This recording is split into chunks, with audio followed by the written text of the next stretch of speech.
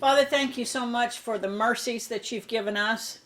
Thank you for these people that are here today.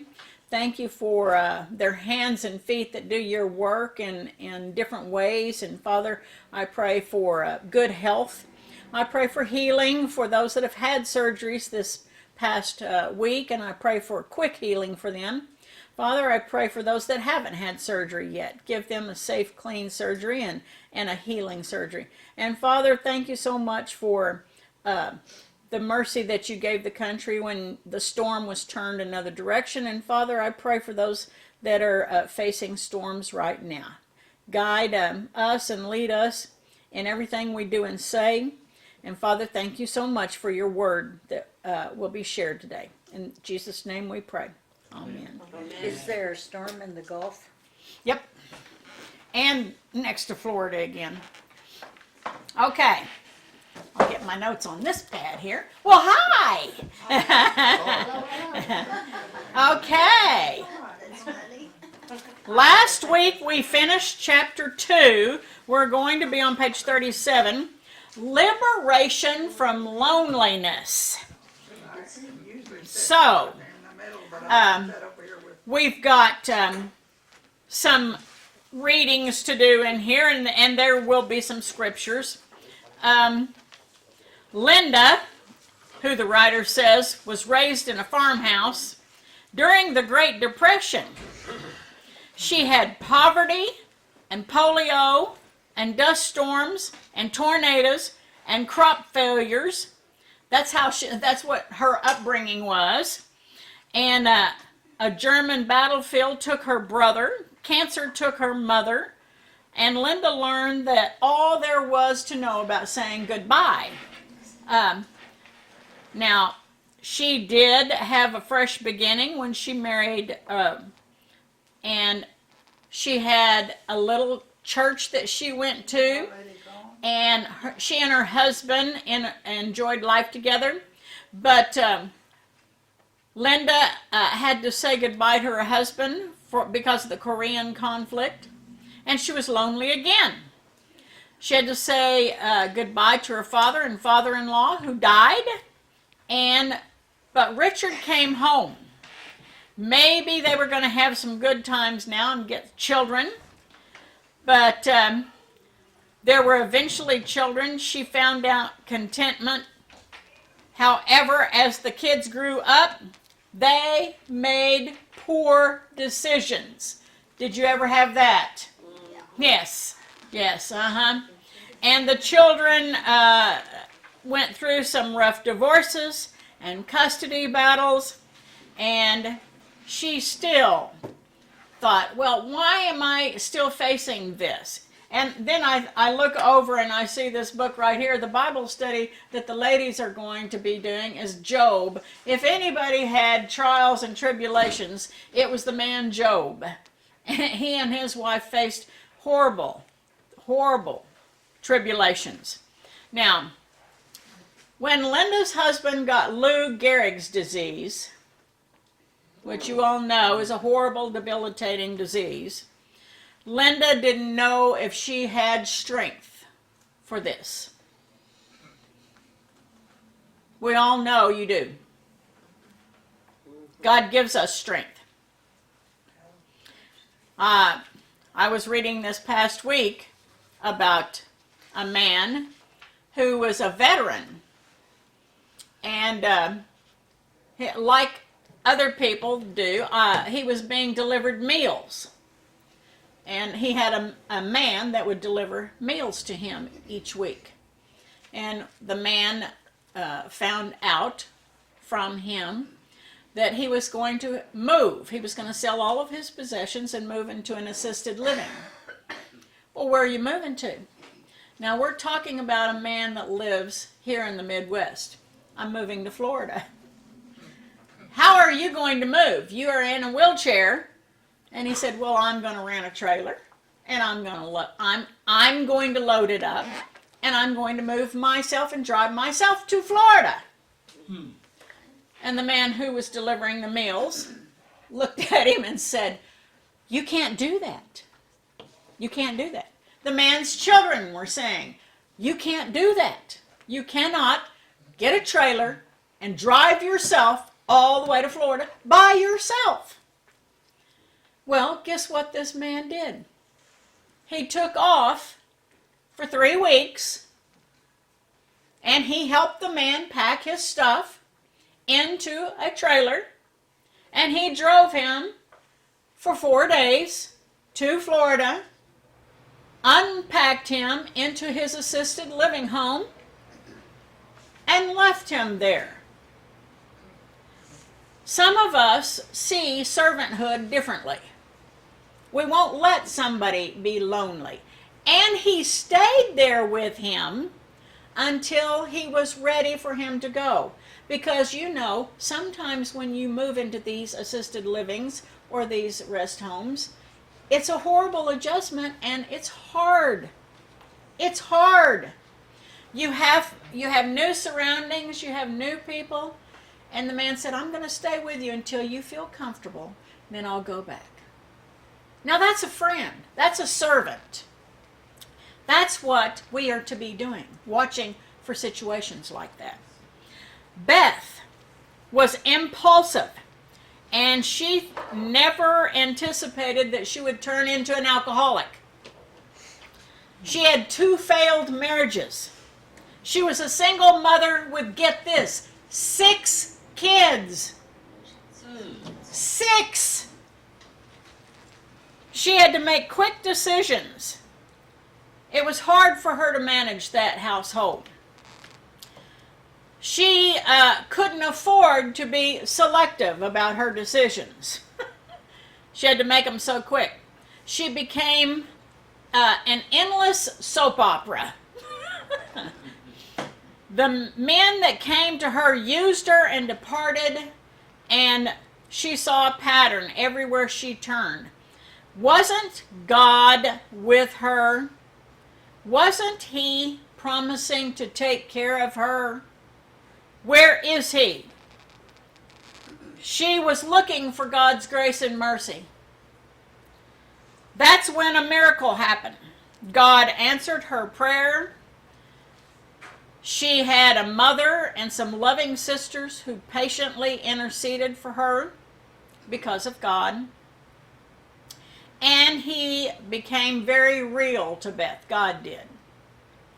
He began to show her that the ugliness in her life could be healed. That she could have a happily ever after.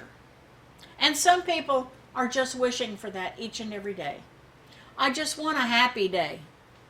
God, please. God began removing from her life the people and the emotional crutches. Her drinking buddy patched up a broken marriage and moved away out of the state.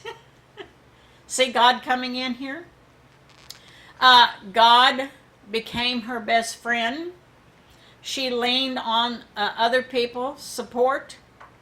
And the turning point was that she finally lived for her children only. Philip Zimbardo wrote in Psychology Today, there is no more destructive influence on physical and mental health than the isolation of you from me and of us from them. People that pull away, you separate yourself away from the crowd, you're asking for the devil to come in. We've got to stick together. Especially nowadays, because nowadays we have no help for mental illness. There are people on the streets with schizophrenia and paranoia and depression, and that have faced rape and suicide and mass murder. And there's a wide variety of diseases that are going around. And people need to turn to each other and to God. I had a girl on Facebook the other day that was really angry over losing a sister. And I said, I know just where you need to go. You need to come to our grief share. And you need to start it immediately. Because your anger is going to make you sick. And God can heal that anger. This is a good program for you to get into. The leaders are awesome, and they have faced the same anger that you feel, because I know both of them. I said, you need to get into it right now. It will help you.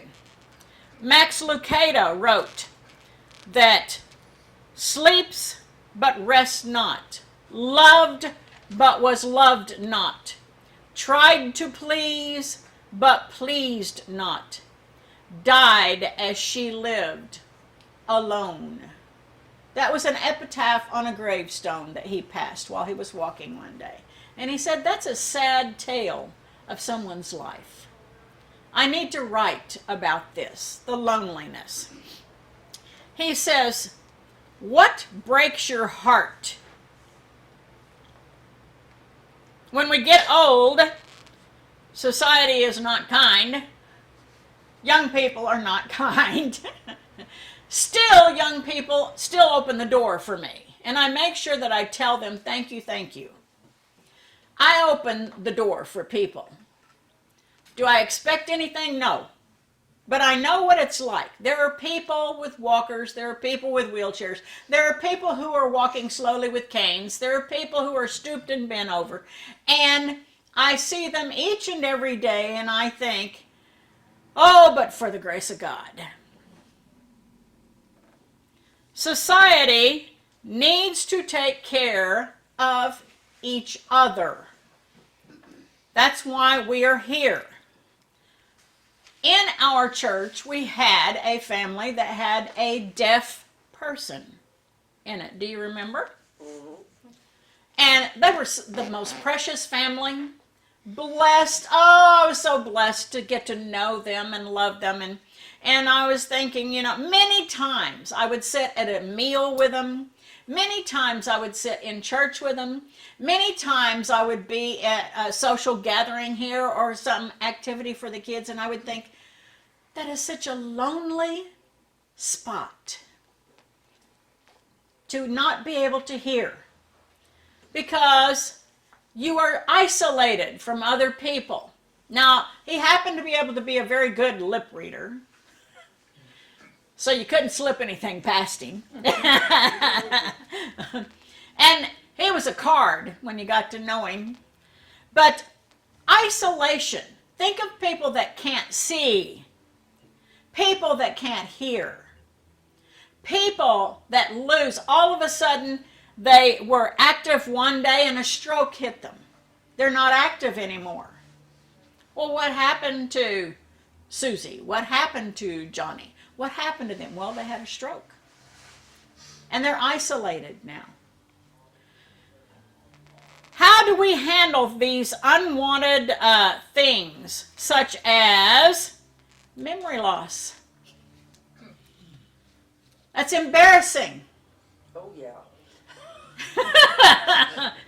Embarrassing. To start, you can't think of the word you want to say. You know what I'm trying to say. And I have had young people try to help me stumble through something. It's a diffutilely, and I can't think of what I'm trying to say here right now, but I'll think of it here in a minute. And confusion. Your mind is just racing, and you're confused. Finding your car in a parking lot. Loneliness. How about, have you ever had it happen, and we have had people here in town that they put a silver alert out on. They get in their car, and people, they're lost. They're lost. How do you deal with that? The loneliness. I don't want to tell my family that I am forgetting these things. I don't want to tell them that I forgot how to start my car. I don't want to tell them that I went around the block, and where was I going? We had a couple here in town that I was at the eye doctor one day, and I know their husband was searching everywhere for her because he couldn't remember what she told him when she left the house. Where is she? She's lost. Lonely. She didn't know she was lost. So. She didn't know she was lost. Some people handle loneliness by taking their own lives. At my high school this past week, there were 2 young people that took their own lives. 2. That school is in disarray right now. 2. They're lost because they don't know why. Why did that happen? They were so happy when they were at school. Why did they do that? Loneliness. Teenagers experience it deeply and desperately. There's been an upsurge in teen suicides. And adults. They hide it very well. It's often linked to the confusion of loneliness. Who can I talk to? No one. No one understands what I'm going through. It's a crisis that we all face. We can't discuss a problem as widespread as loneliness without exploring the manifestations of it. And songs and music write about loneliness all the time. She left me, and now I'm in the bar drinking myself into a stupor because I'm lonesome. I could die. You all have heard these songs. Loneliness. How do we face this loneliness as a single person? On New Year's Eve, this was penned. God, it's New Year's Eve, and I took a hot bath and poured powder and lotion and perfume recklessly and donned my newest long, dainty nightgown. I guess I was hoping all that I would erase the agony of being alone in such a gallant, celebrating, profound moment, with everyone so likes to be with someone to watch a new year come in. It hasn't helped too much. I've tried to sleep, hoping that would beat away the endless hours. But after all afternoon and 2 hours tonight, I'm worn out from no sleep. I've stumbled from one room to the next, wanting to cry. Oh God, the walls are so silent, and there is no one around to laugh and change the subject. I so wish for a friend's lap to bury my head and let my tears spill unabashedly and freely. Now that person was lonely. Lonely. Oh, stop the pity party. Why indulge the self-pity? Because who's in control when you're indulging the self-pity? The devil. The devil. All of us have probably faced that because even Jesus faced loneliness. He faced it when there were crowds pushing in on him. He was lonely because no one understood like Jesus. He knew what loneliness was. Many single people have been shocked to discover that marriage does not erase the panacea of loneliness. You can have your partner sitting in the same room with you and be lonely. You can be driving from here to California in the car with your partner and be lonely. I've done it. You know, God himself created the deal of matrimony, and he put husbands and wives together to provide oneness and intimacy, and 2 souls become one. But at some point in a marriage, you might feel lonely, even if you're together. I try not to dwell on the loneliness of marriage, but the truth is I am lonely. My husband and I are both Christians. He is a good man who works hard and provides for me, but all that work keeps him from being there to meet my emotional needs. Some men do not want to talk about your emotional needs. That's very mental, and I don't want to go there. We are like two ships who pass in a bathroom. I don't want to nag, but I simply try not to think about the hurt and the emptiness. In the end, I am still lonely, this writer says. The survivor of a marriage that has ended in death. He's counseled so many people. The words cannot express that emptiness of losing that soulmate. The feelings that you have. I mean, they were there in the morning, they're not there in the evening. That was our close time. I hear a song. That was our favorite song. Oh, that was the favorite restaurant we went to. Sitting in church for the first time without your partner is lonely.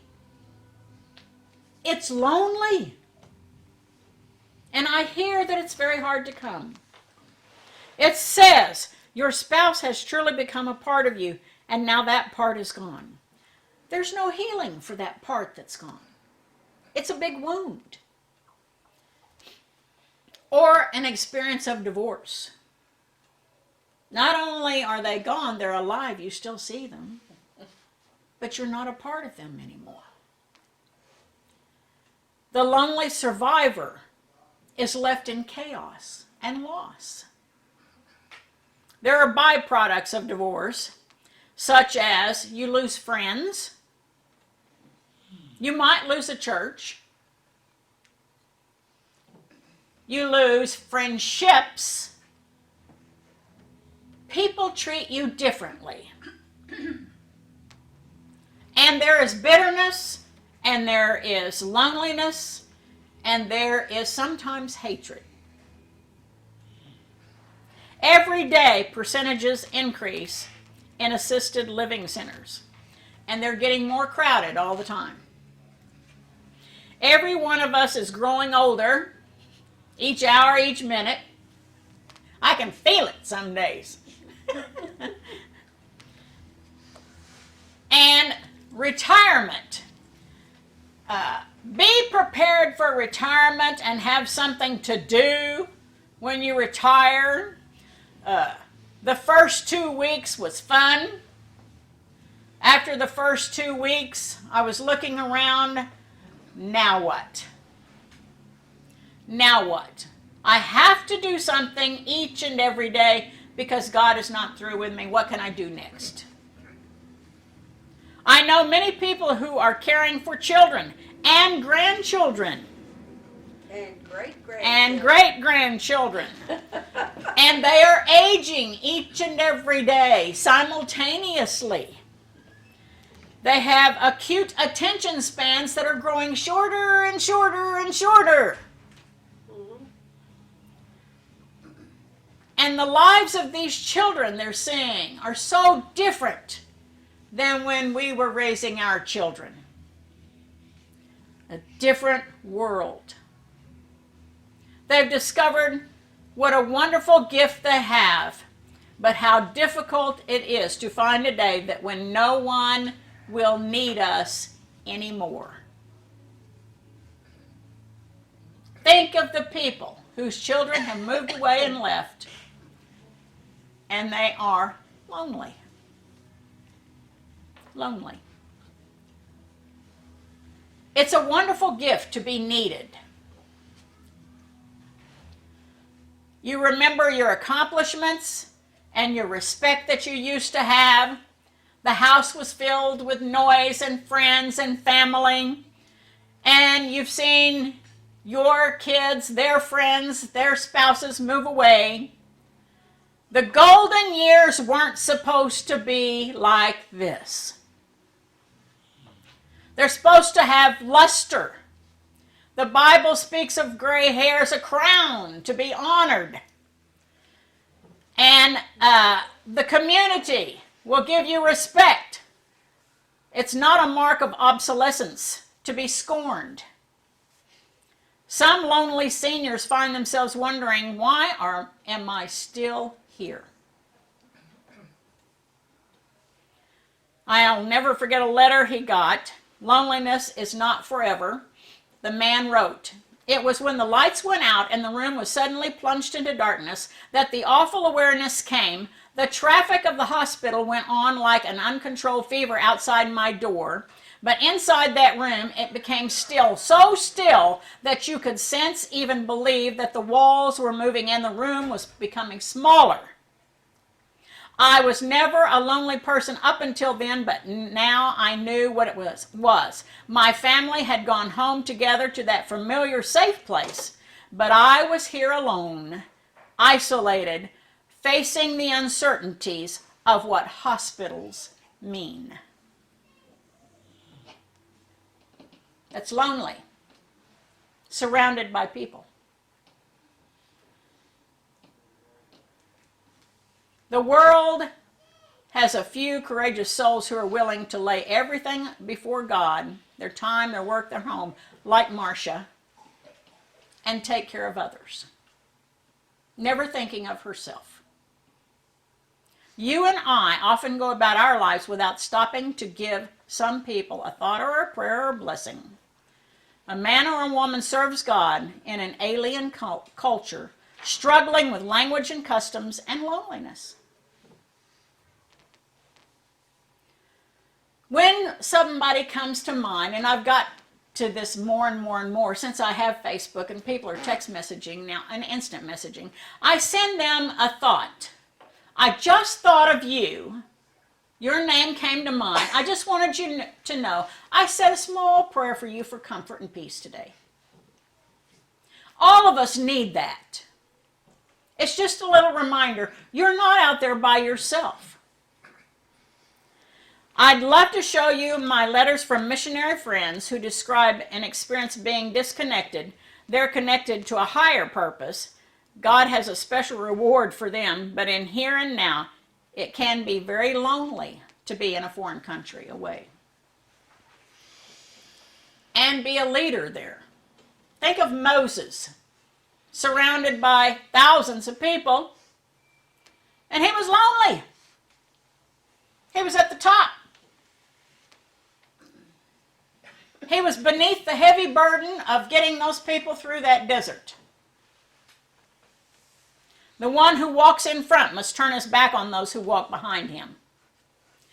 Leadership, too, isolates. Leaders of great churches and large ministries can be very lonely. It comes as part of the territory. And little churches, too. Mm-hmm. I hope we can all agree it's no sin to be lonely. It's a symptom of being a human being. God made us, and he made woman so that man would not be lonely. We are to fellowship with each other. Do not pull yourself away from a church. Do not pull yourself away from other people. Get with other people so you will not be alone. You must have other people for the fellowship. That's the main thing churches do. I think I'm going to stop right there because we're up to examples of loneliness in the Bible. And we'll complete that this next week.